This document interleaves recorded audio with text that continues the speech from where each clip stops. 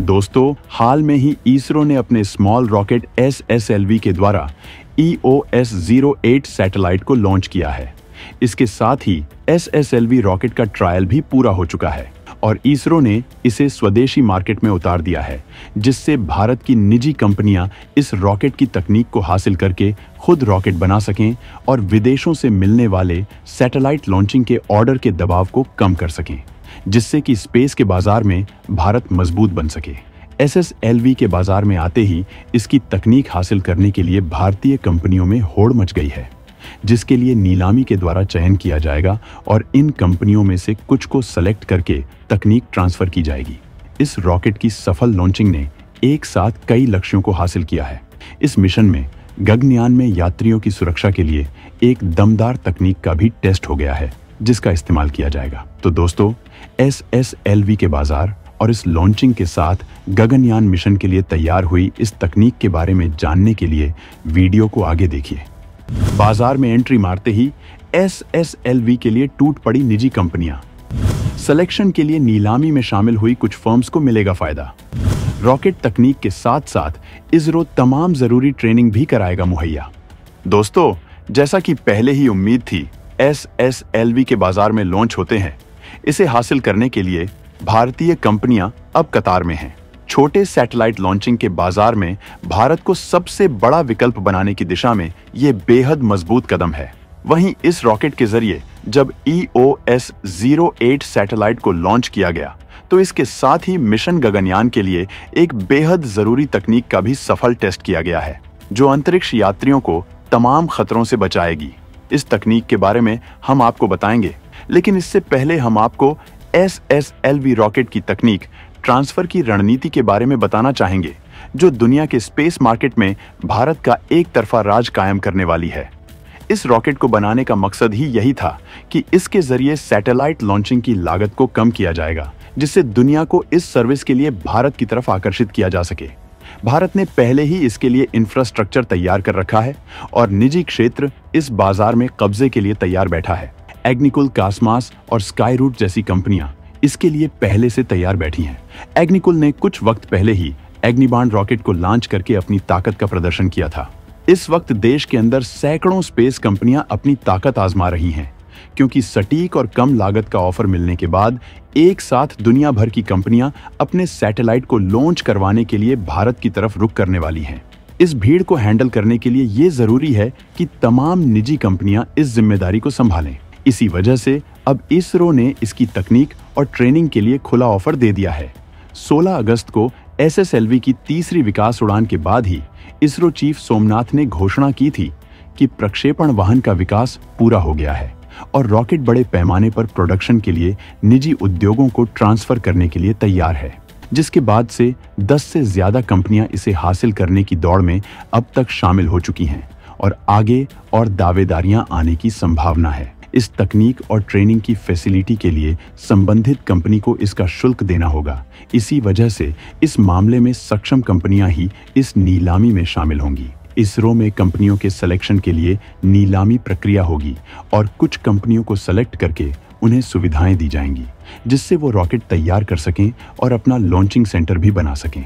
ISRO chief ने कहा है कि SSLV के लिए प्रौद्योगिकी हस्तांतरण के लिए पहचान की गई कंपनियां इसरो की सुविधाओं में रॉकेट का निर्माण तब तक जारी रख सकती हैं जब तक कि वह प्रक्षेपण वाहनों के निर्माण के लिए अपना स्वयं का सेंटर विकसित नहीं कर लेता। उन्होंने कहा, ये केवल विनिर्माण तकनीक नहीं है जिसे हम हस्तांतरित कर रहे हैं, हम यह ज्ञान भी हस्तांतरित कर रहे हैं कि चीजें कैसे की जाती हैं। उन्हें इसरो के अंदर आने और हमारे साथ काम करने और तकनीक सीखने की जरूरत है। हम उन्हें सिखा रहे हैं कि रॉकेट कैसे बनाया जाता है। उन्होंने कहा, हम प्रोडक्शन, सुविधाओं और वित्तीय ताकत सहित विभिन्न मानदंडों को देखेंगे। वहीं एक तकनीक ट्रांसफर फीस होगी जो कंपनियों को चुकानी होगी। दोस्तों, इसरो की इस कवायद से भारत के स्पेस मार्केट को तगड़ा बूस्ट मिलने वाला है, जबकि SSLV द्वारा लॉन्च इस मिशन के जरिए मिशन गगनयान के लिए भी तकनीक का टेस्ट किया गया है। भारत इस वक्त गगनयान मिशन के लिए अपने हर मिशन में किसी न किसी तकनीक का टेस्ट करता है, जिससे कि पहली बार मानव मिशन में हर यात्री की सुरक्षा सुनिश्चित हो सके। EOS-8 सैटेलाइट में UV डोसीमीटर का किया गया टेस्ट। अल्ट्रावायलेट खतरे के खिलाफ गगनयान में होगा इस्तेमाल। EOS सैटेलाइट में 3 नए पेलोड में से एक यूवी डोसीमीटर है, जिसे गगनयान मिशन के लिए खास तौर पर तैयार किया गया है। गगनयान मिशन में ऐसे 2 उपकरण क्रू मॉड्यूल के बाहर और अंदर रखे जाएंगे। ये गगनयान मिशनों में क्रू मॉड्यूल के व्यू पोर्ट पर यूवी विकिरण की निगरानी करेगा और गामा विकिरण के लिए अलार्म सेंसर के रूप में काम करेगा। यूवी डोसीमीटर को इस पर पड़ने वाले पराबैंगनी विकिरण की मात्रा को मेजर करने के लिए डिजाइन किया गया है, जो अंतरिक्ष यान के अंदर और बाहर अंतरिक्ष यात्रियों के लिए एक अलार्म सेंसर के रूप में काम करता है। एक्सपर्ट्स के मुताबिक ये डिवाइस यूवी जोखिम के स्तर की निगरानी के लिए महत्वपूर्ण है, जो अंतरिक्ष यात्रियों तक पहुंचने वाले यूवी विकिरण की मात्रा पर एग्जैक्ट टाइम का डेटा प्रोवाइड कराएगा। ये एक्स-रे तकनीशियंस द्वारा अपने विकिरण जोखिम की निगरानी के लिए पहने जाने वाले बैज के जैसा है।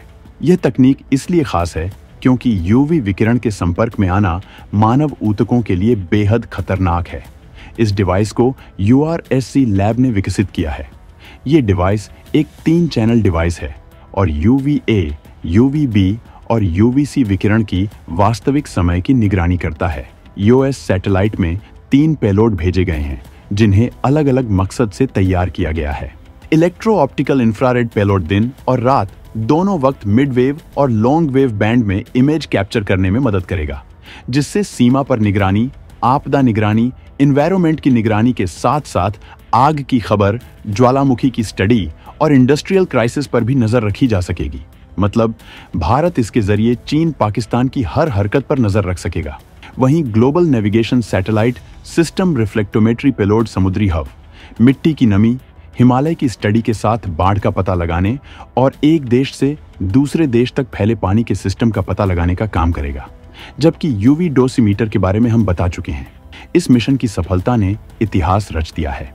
ये सैटेलाइट 37.4 डिग्री के झुकाव के साथ 475 किलोमीटर की ऊंचाई पर लोअर अर्थ ऑर्बिट में स्थापित किया गया है। ये मिशन केवल 1 साल के लिए है। लगभग 175.5 किलोग्राम वजन वाले EOS 08 को तमाम तकनीकियों से लैस किया गया है। इसमें 400 GB डेटा स्टोरेज की क्षमता है।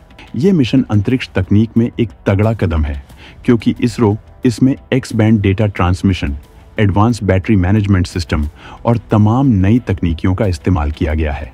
इस मिशन में स्वदेशीकरण पर खास जोर दिया गया है, चाहे वो सौर सेल प्रोडक्शन हो या नैनोस्टार सेंसर का इस्तेमाल हो।